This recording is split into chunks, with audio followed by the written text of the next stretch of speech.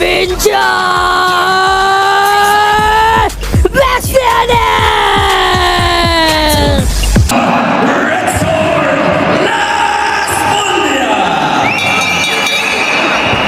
Usapang boxing, palitan ng mga malalakas na kamao. Mga idol, isang malaking gyera na naman ang paparating sa Philippine boxing dahil ang batang sniper na unti-unting sumisikat ay muling aakyat ng ring.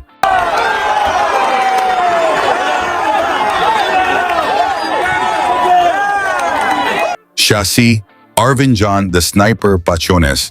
Dala ang 12 wins, walang talo at 7 dito ang knockouts. Tubong Cebu, ngayon ay nagtitraining sa Vietnam. Isang WBA Asia Light Flyweight Champion at WBO Oriental Flyweight Champion. Tahimik sa labas ng ring, pero sa laban, ibang kwento. Dahil kapag umatake, may dalang peligro. Palit stance, unpredictable, at may counter punch na mahirap iwasan. Kaya marami ang nagsasabing, parang may halong Terence Crawford ang kanyang estilo.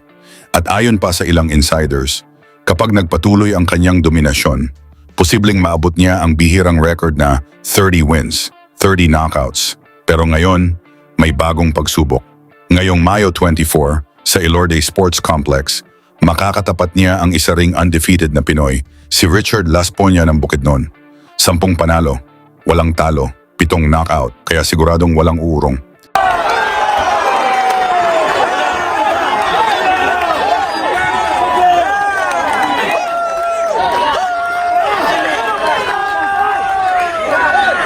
Dalawang undefeated, isang ring at isang laban na pwedeng magpataas o magpabago ng kanilang karera.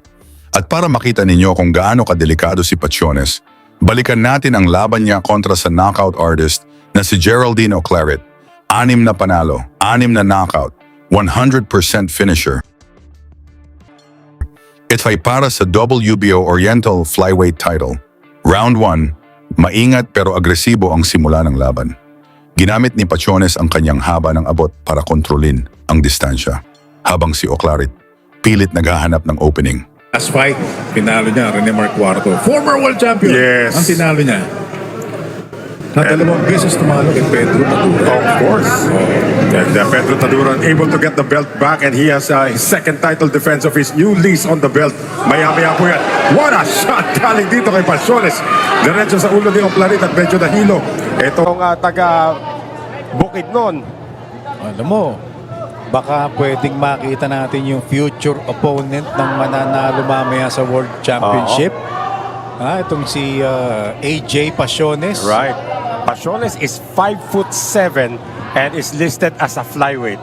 Does not make sense. Kaliwete pa. Oo. Oo.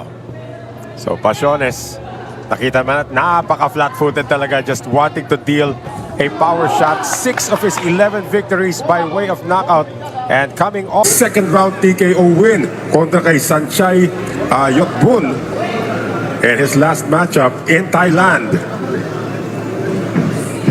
Power shot kagad yung binibitiwan doon ni Pachones, trying to go for everything. Medyo malayo nga lang, ano? Pero makikita mo yung power, yung intention, nandun eh, no? Masamang intensyon. Oo. Gusto yung mga mamugot dito sa kanyang with that left hand. Again, that's Southpaw, who has fought almost exclusively in Vietnam and in Thailand.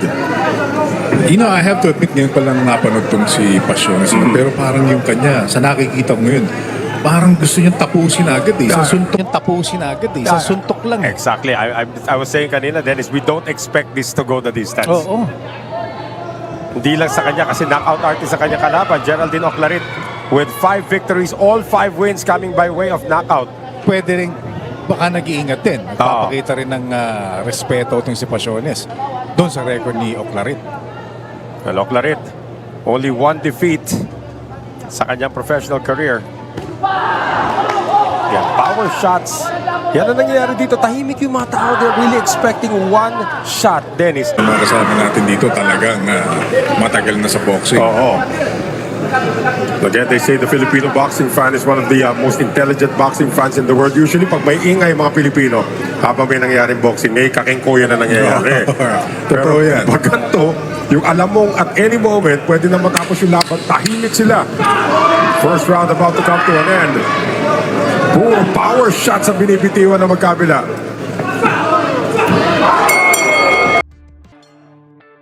Round 2, biglang uminit ang aksyon at dito na pumutok ang bagsik ni Pachones. Tingnan mo, parang Muay Thai pinapanood natin dito. Nakaabang lang silang dalawa. O, magkakamali ka, ako papasok. But this is one good thing that Geraldine Oclarit is doing. Pinapasok na niya yung kanyang jab. Yes. Sige, kumounter ka. One good thing that Geraldine Oclarit is doing. Pinapasok na niya yung kanyang jab. Yes. Sige, kumounter ka. Nakahanda na yung kanan ko. Pero ngayon, mas nagiging active na rin yung jab ni Pachones. Oo. Ayun, isa pa, dalawa. At pagdating doon, slight reach advantage of about 2.5 inches to AJ Pachones. Ano, tahimik talaga tao dito.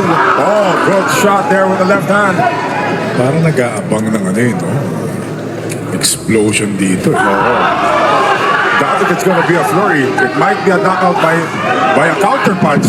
Very dangerous na ginagawa rito ni Pachones. At pumapasok siya, nakaabang, and there's that shot coming from Oclarit. Pero pumapasok si Oclarit, ha? Oo. Kahit na ito, nakakukuha ng timing si Pachones. Ang gandang bitaw sa katawan.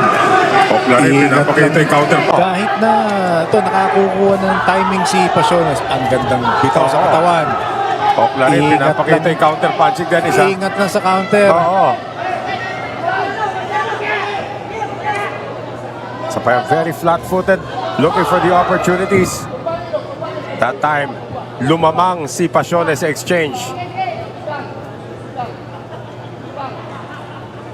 Again, Pachones not really using the jab as a weapon. That has... Oclarit wants to go in.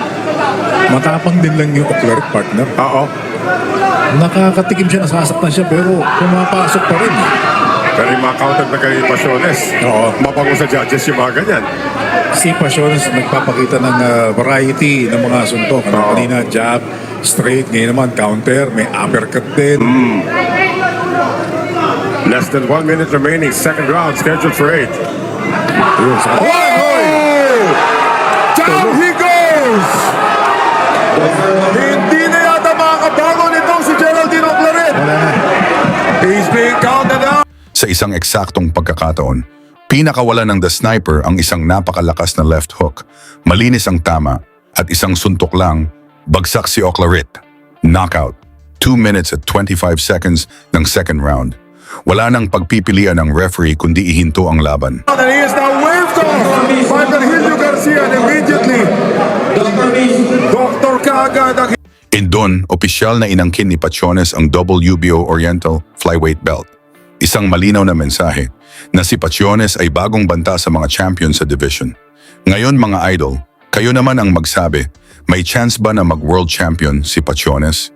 Ikomento ang inyong sagot at isama ang inyong lugar para makita natin hanggang saan na umabot ang suporta ng mga Pinoy para sa laban ni Pachones kontra Richard Lasponia. Lagi niyong sundan, huwag magpapahuli. Pag-usapan ni bakbakan, balita niya at laban. Mga Pinoy na di nagpapagapi. Salamat sa mga suporta na lagi nandyan.